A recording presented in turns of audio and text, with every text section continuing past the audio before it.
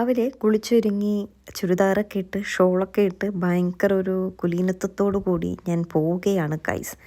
എവിടെ പോകുന്നതെന്ന് വെച്ചാൽ എനിക്കൊന്ന് സിൽവർ ജുവലറിയിലൊന്ന് പോകണം, നമ്മുടെ കൈരളി ജുവലേഴ്സിൽ കേട്ടോ.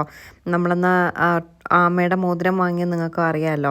അപ്പോൾ എനിക്കൊരു ഈവിളായിട്ട് ഒരു സാധനം കൂടി വാങ്ങണം. അപ്പോൾ അതിന് വേണ്ടിയിട്ട് അങ്ങോട്ടേക്ക് പോകാമെന്ന് പറഞ്ഞ് ഇറങ്ങിയിരിക്കുകയാണ്. അത് ഓർഡർ കൊടുക്കണം കേട്ടോ. അങ്ങനെ നമ്മൾ ഇറങ്ങിയിരിക്കുകയാണ്. ഞാൻ പറഞ്ഞില്ലേ, വസ്ത്രയിലെ കുറച്ച് കളക്ഷൻസ് ഒക്കെ കഴിഞ്ഞിട്ടുണ്ട്. അപ്പോൾ കുറച്ചൊന്ന് ഫ്രീ ആയിട്ടുണ്ട്. അതുകൊണ്ടാണ് ഇപ്പോൾ അങ്ങോട്ടേക്ക് പോകാമെന്ന് കരുതിയത്. ഇനിയും പോവാതിരുന്നാൽ ലേറ്റ് ആവും. അപ്പോൾ ഈവിളായി എടുക്കണമെന്ന് പറഞ്ഞിട്ട് തന്നെയാണ് പോയത്.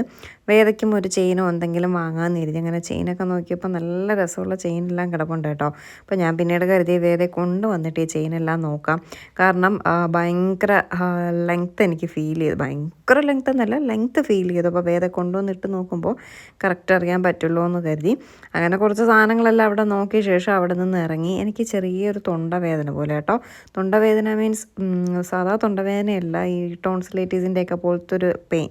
അപ്പോൾ ഒന്ന് സലീം ഡോക്ടറെ കാണാൻ പോകണമെന്നുണ്ടായിരുന്നു. കൈരളി ജുവലേഴ്സിൽ നിന്ന് ഇറങ്ങിയപ്പോൾ തന്നെ ഒരു സമയമായി കേട്ടോ. പിന്നെ ഡോക്ടറെ കാണാൻ പോയില്ല.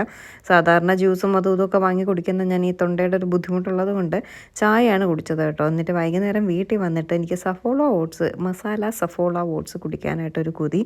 അതും ഈ തൊണ്ടയുടെ ഒരു ബുദ്ധിമുട്ടുള്ളത് കൊണ്ടാണ്. എന്തെങ്കിലും ചൂടോടെ സൂപ്പ് കുടിക്കാനാണ് ആക്ച്വലി തോന്നിയത്. എനിക്ക് ഈ റെഡിമെയ്ഡ് സൂപ്പ് ഇഷ്ടമല്ല. അപ്പോൾ കടയിൽ പോയി ഇനി സൂപ്പൊക്കെ കുടിക്കുന്ന കാര്യം ആലോചിച്ചപ്പോൾ പിന്നെ അങ്ങ് മടിച്ചു കേട്ടോ. സൂപ്പ് കുടിക്കാൻ പോയാൽ പിന്നെ കയ്യിൽ നിന്ന് പോകും, വേറെ എന്തെങ്കിലുമൊക്കെ കഴിക്കും. അതുകൊണ്ട് പിന്നെ കരുതി സഫോള ഓട്സിലങ്ങ് ഒതുക്കാമെന്ന് കരുതി.